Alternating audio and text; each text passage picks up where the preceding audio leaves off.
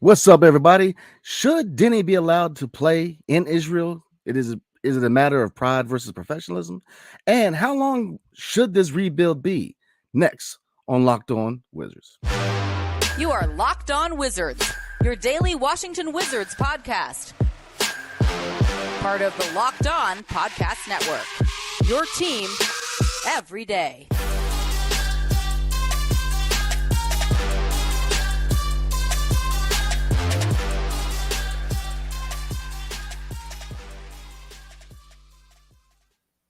What's up, everybody? It's your boy Brandon Scott again with my guy, the real Ed Oliver. Thank you for making Locked On Wizards your first listen every day. We are free and available wherever you get your podcasts and on YouTube, part of the Locked On Podcast Network.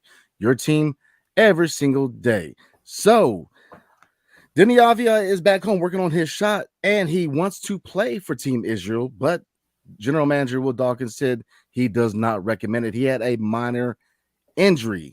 So, looking at that, Ed, going forward, do you think it's a good idea that he play overseas this year, or should he stay home and work on his game? What do you think is probably the best course of action for Deni?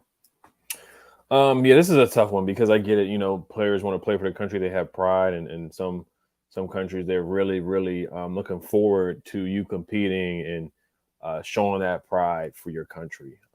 You know, you look in the Olympics, and Rui had a lot to do for the Olympics, carrying the torch when it was in Japan a couple years ago. Then he was exhausted, and you know, he took time off, so it can weigh heavy on you for sure. And there's a lot of pressure to represent your country, and it's a fun thing to do. You look at the USA team, you look at the Redeem team, how good they were. They got a gold medal.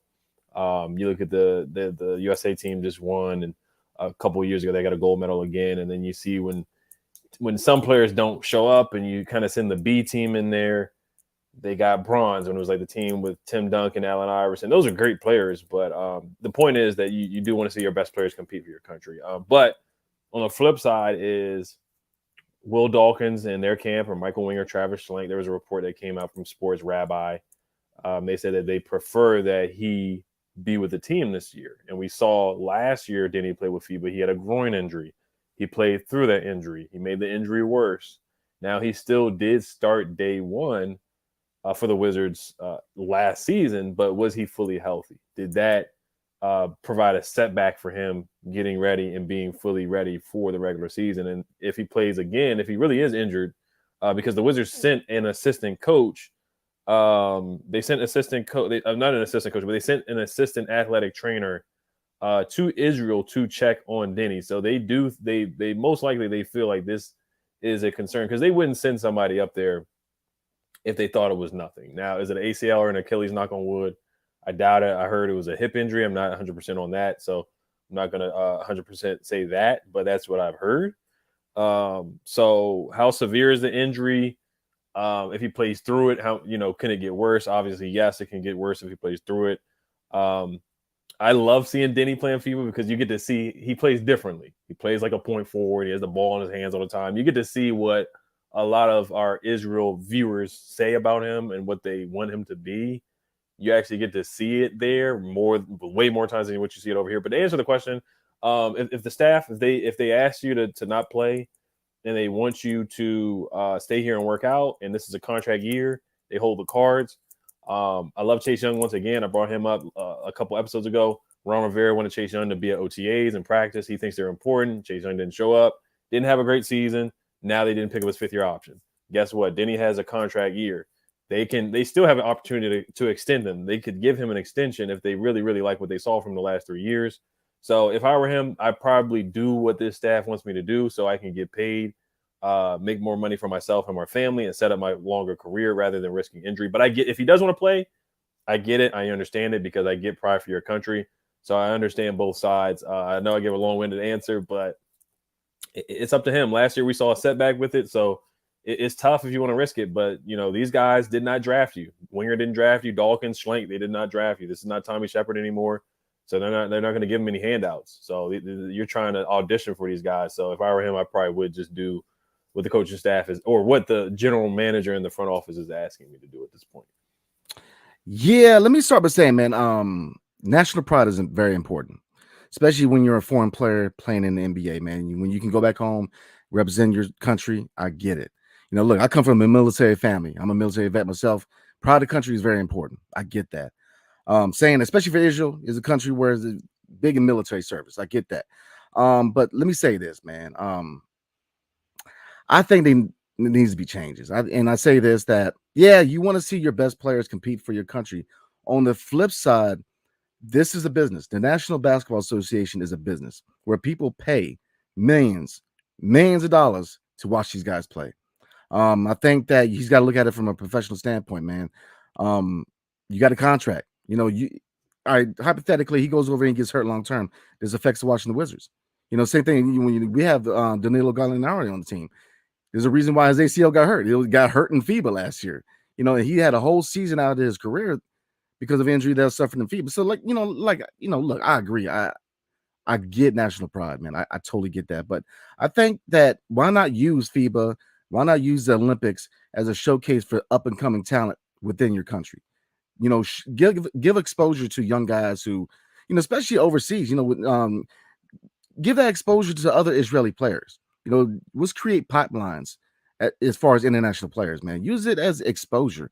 But your high profile guys, I don't think they should go over there and play because you're risking injury. This is a profession. This is a professional league. This is a business. And hate it or love it, these players are commodities. It is what it is. This is an entertainment based business. And I don't agree with them going over and play. I don't. Like I said, if you're an up and coming player, I get it. Give them exposure, give them playing minutes, and then that gives them a showcase to lead them to the draft. Because think about it like this: when with the French league, all eyes were on Wembanyama, but it was Bilal Koulibaly's play within the French league that got him exposure to pretty much to got him drafted where he was. Because I don't think he was in the same position as far as the draft board for the Wizards before the French league. Let's be real; not a lot of people really knew about Bilal Koulibaly before the French league. So use these foreign leagues as a showcase, man, exposure for young guys. I don't want to see guys on the contract over anymore. I know I'm gonna get pushed back. I get it. It is what it is. That's it. Look, my personality is I tell you what I feel and what's on my mind, man. So it is what it is. But I'm looking at it from the owner's perspective. This player is on the contract. You go over there and you get hurt. I got a player that and look, this is a big risk on Deni's part because if you go over there and get hurt on the contract here, because you're not only you risking getting a bag, you're risking that you may be in the league. Because if you get hurt, depending on the injury, that's going to affect his place in the NBA going forward and how much money he gets paid for his family.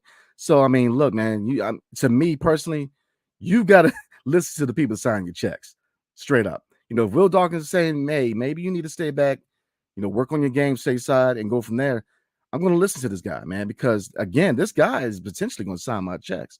And look, I ain't the smartest guy in the world, but if somebody's signing my checks, man, I'm going to listen to him a little bit. I'm just saying. So I'm not a big fan of it. Like I said, I get pride, man. I get it. I get pride. Very prideful of my country. I get it. But on the flip side, man, you have a job to do. You're a professional. You have a contract that you sign. And so this franchise needs to look after its investment because Deni Avdija, just like every player on the roster, is an investment. You put money to somebody that hoping they can blossom into a product that's going to help your franchise win. So I don't like it, man. I don't like it at all. I think if they don't change the rules, I think they need to put some provisions in contracts and say, look, you can go play, but look, you risk this, and this, because you have to protect yourself as an organization. Because if he goes over there, look, I believe he got hurt early on last year, and he came over and you used Rui. That was a perfect example. Rui went back home and he missed half the year. Because he was tired, he was going through issues. You took a mental health break, which I get it. But we lost half a year of Rui. And then last year, he started working with Drew Hanlon. Then he goes over and plays and then comes back and then his 3-point percentage is worse. You know what I mean? No, I don't buy it. I don't like it. Stay stateside, work on your game and try to get paid, man.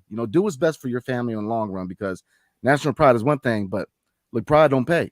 I'm just saying pride is very important, but pride don't, you can't sign on your, you can't pay rent with pride, man. I'm just saying, he's got to look after his professional career in the NBA. And the best course of action for him is to stay stateside and work on his game. So, yeah, I know that, this is kind of 50-50 with people, man. Like I said, I'm big on pride. It's nothing against that. I get that, man, but it's just This is your job. It's like telling your main job that, look, I can't come to work today because my side job. I got. They ain't trying to hear all that. No, they want you ready to work. So yeah, I'm not with it, man. I'm not a big fan of it, and I think that if they don't curb it, they're gonna have to put provisions in contracts that protects them in case one of these guys get hurt overseas. So yeah, I like that you brought up the Drew Hanlon and him working out his off season last year. He regressed shooting the ball, but we'll get to a break and then we'll continue a little bit. And then get to the mailbag question. Yes, sir. Today's episode is brought to you by FanDuel. Take your first swing at betting Major League Baseball on FanDuel and get 10 times your first bet amount and bonus bets up to $200. Ooh, that's right. Just bet $20 and you'll land $200 in bonus bets, win or lose. Oh, man. That's $200 that you can spend betting on anything from the money line to the over and under to who you think will be the first person to hit on home run today. All on an app that's safe, secure, and super easy to use. Plus, when you win, you get paid instantly. No waiting around. There's no better place to bet on Major League Baseball than FanDuel, America's #1 sports book.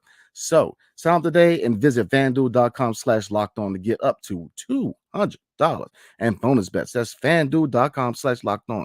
FanDuel, the official partner of Major League Baseball. And thanks for making Locked On Wizards your first listen every day. Every day or tomorrow, we're going to do another mailbag question or two. And any kind of upcoming news, we're definitely going to hit you guys off and let you know what's going on in Wizards land. So definitely stay tuned with us. So the last thing I'll say, so yeah, his offseason had been a little wonky. I like what he saw. I like what we saw that he did in FIBA.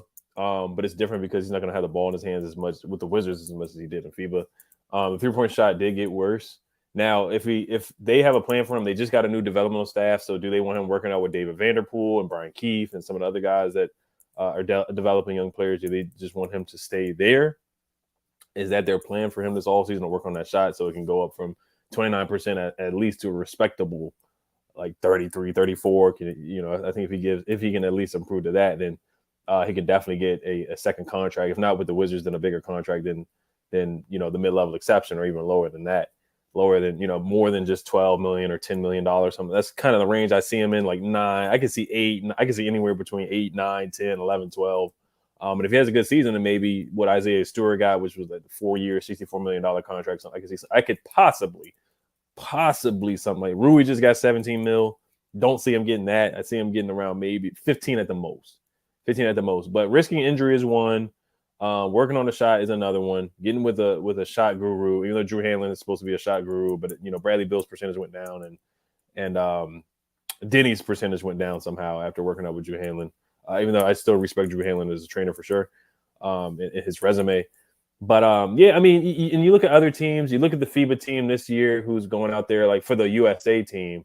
Now for the Olympics, if Israel made it to the Olympics or any team makes the Olympics, I do think you should send your best squad out there. I think you should. Now FIBA for USA, I get they're going to send the B team guys, like they're sending Josh Hart. I love Josh Hart, but they're sending Josh Hart, Cam Johnson, Walker Kessler's on the roster, Bobby Porter's on the roster, Austin Reeves is on the FIBA roster. These are some guys, like you said, prospects. They're more than prospects, but they're guys that you're not going to see on the Olympic roster. Now, the Olympic roster, yeah, you need to send Paul George and Kevin Durant and Steph and Clay and Draymond and Kawhi Leonard. You definitely should send the best guys. I think you should send the best people that you can send from your country to compete for the Olympics for sure. Maybe some of the lesser tournaments you send the B team, but some countries, they just don't have the luxury like USA where you can send a B team and they can be the best team. So it's a whole, big conversation that we could have for days and years about this. But once again, at Deni's sake, I love watching him play in FIBA, but once again, he has to understand the gravity and read the room for himself that, hey, it's a contract year. There was a video that came out yesterday showing him shooting around. He was in street clothes. Didn't work out. They showed Yam Madar, who's on the roster too. He played in the NBA a little bit. He wasn't jumping in the jumpers, which was weird. So some people are saying that he looks fine, but I don't know what. I guess he's just joking around, not jumping on the jump shot. Maybe I'm just overthinking it a little bit much. But it's a big year for him, man. So I want to see what he does working out. Can he work on the handle? Can he work on his left hand? Can he work on the shooting from the three? Can he work on finishing? So it's a lot of question marks with his game, but. As far as FIBA, yeah, I would just do with the coaching, with the general manager or front office what they're asking you to do. I would do everything that they're asking me to do, just like Chase Young. He should do whatever Ron Rivera is asking him to do. Just go ahead and do it so you can get paid. Perfect example, Chase, my man, Chase, man. Perfect example. Before we move on, man, like I said, I get pride, but this is your job. Will Dawkins says, look, you might want to stay stateside and work on your game, because look, repetitive action, man, working on, there's certain areas of your game that you need to work on. You need to work on repeatedly. Muscle memory. It's kind of like in the military, they say you train as you fight, man. You do things repetitively because it's muscle memory. You just do it without second nature. For him to really fit into the role that we want him to be, which is prospectively a 3-and-D wing, because yeah, you can see areas where he can bring the ball up, but we're not asking him to be that guy. Come here, work on your shot, work on expanding your offensive game, work on your left hand, work on finishing through contact, work on these, just stay here and work, man. Don't worry about, I definitely think that, yeah, like you said, that's a conversation that it could be all day long. I get putting your best people out there, but then to me, I'm looking at it like this, man. From a national standpoint, by bringing up prospects to play for your national team, you're showing the future of your country. You're showing the future contributors of your country. Put guys in there who are trying to get that contract. Put guys in there who are trying to get that exposure. I use Bilal. I had no idea who Bilal Coulibaly was till the French league, man. I'm just gonna be honest with you. Looking at this draft, man, I knew Keontae George. I knew Cam Whitmore, but I didn't see really a large degree of exposure of Bilal Coulibaly if it wasn't for the French league. You know what I mean? And he was a young guy who got promoted from the B team and came up. That gave him exposure. Give some of these younger guys exposure. I have no problem going to get some college guys and go to the Olympics. I just don't, as a professional standpoint, as an owner of a franchise, I'm not letting my star player play overseas. I'm not, because he's under contract. If he gets hurt, that inhibits my ability to make money. That inhibits my ability to sell tickets. Hate it or love it, there's fans here in DC that want to see Deni play. You lose him for the year, man, then people gonna feel a certain way about that. It's the same thing as sitting guys down to rest. You got people that are driving hours to come see you play basketball. They're not coming to see you sit down. They're coming to see you play. So, hate it or love it, this is a business. And the first notion of your business is to protect your investment. I do think they need to limit them going overseas. I think that if they do go over and play, man, you have to put provisions in the contract and say, look, go over there, cool. But if you get hurt, this provision is put in place to where we protect ourselves. Like, what's that provision? The Bulls just enacted with Lonzo Ball, which is a hardship. Where they got, I think they believe they got $10.5 million to sign another player because he's out for the year.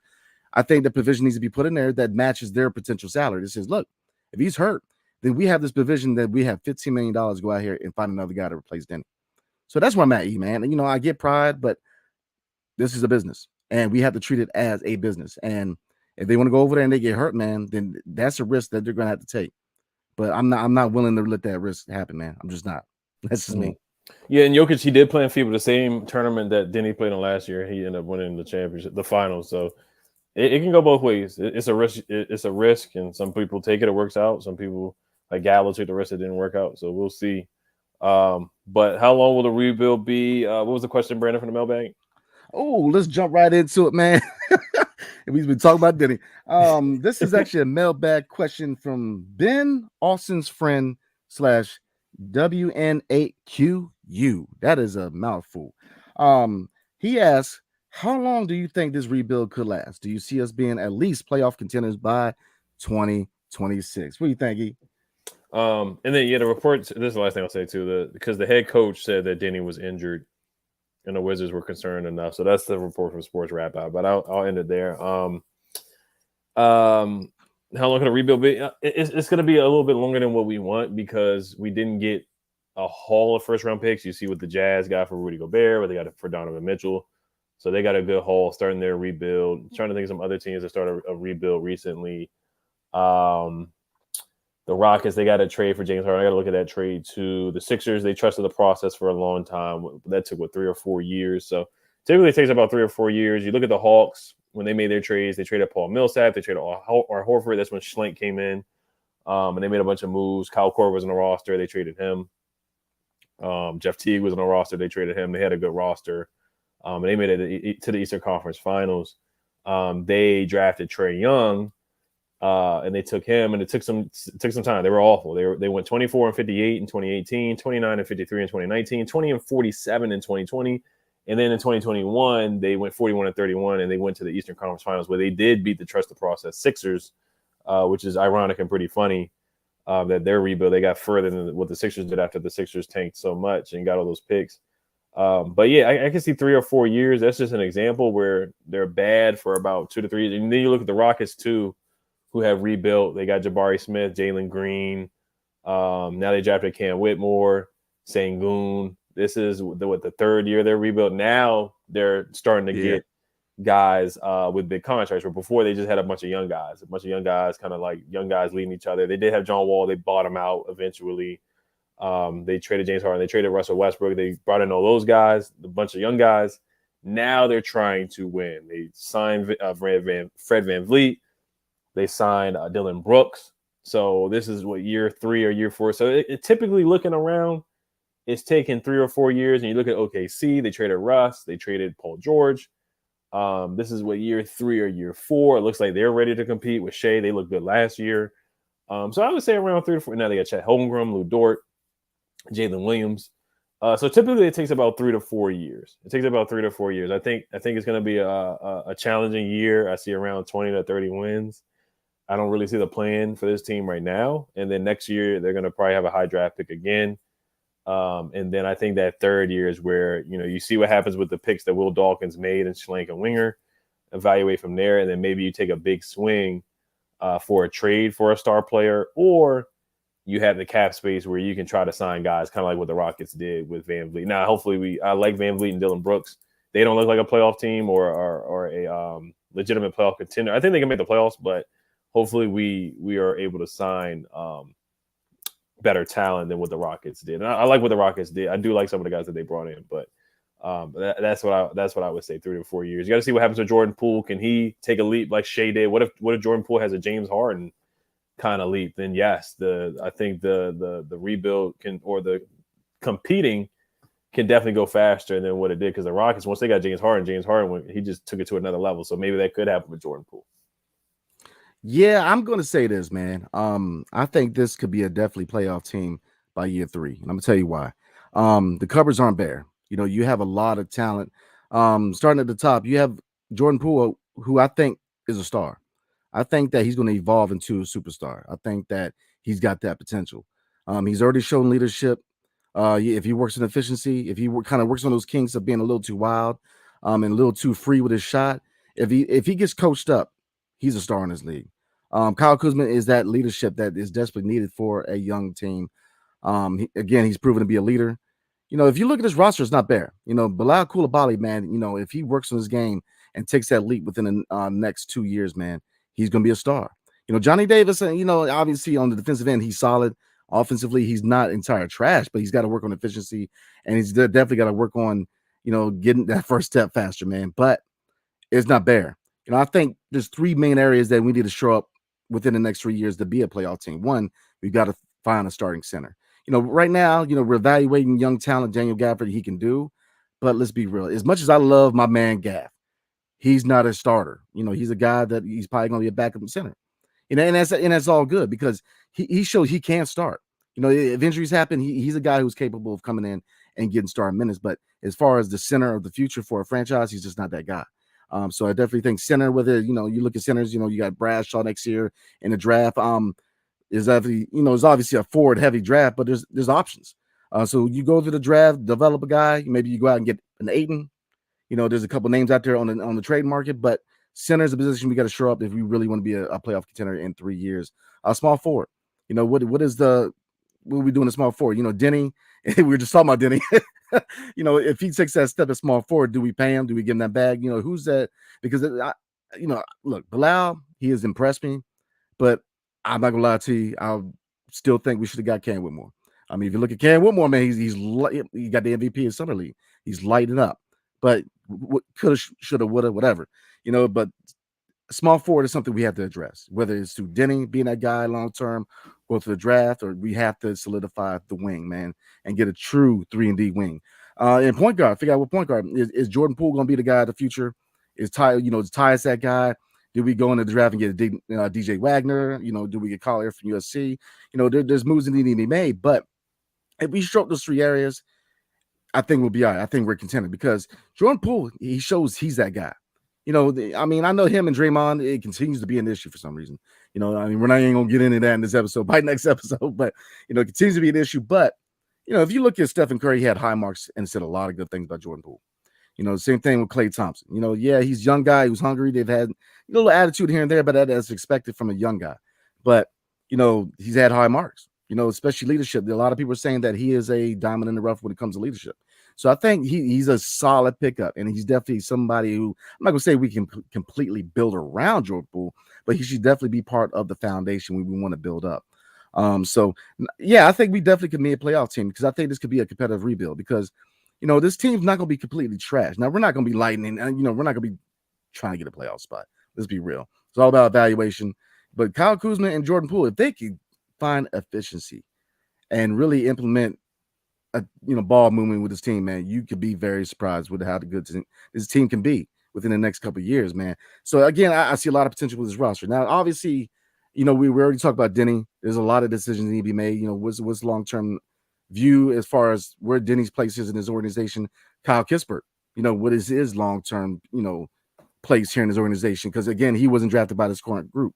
So there's a lot of questions, especially dealing with a lot of these expiring contracts. But look, they're doing all the right things. They rebuilt the front office. They rebuilt the coaching staff.